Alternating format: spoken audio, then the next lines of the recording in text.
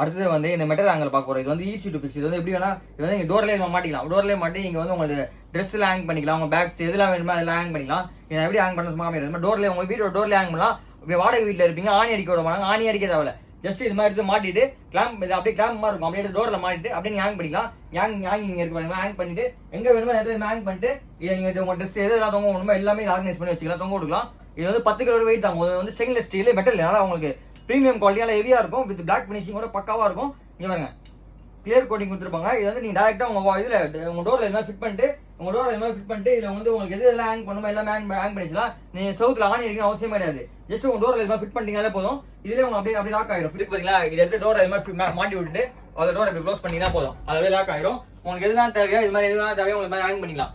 Dress உங்க எதெல்லாம் organise பண்ணி ஹேங் பண்ணணுமோ இது மாதிரி ஹேங் பண்ணி நீங்க இந்த மாதிரி தொங்க விட்டுக்கலாம். இது வந்து 10 கிலோ வரைக்கும் வெயிட் தாங்க உங்களுக்கு. இங்க பாருங்க ஹெவியா இருக்கும். உங்களுக்கு ஒண்ணுமே ஆகாது. Stainless steel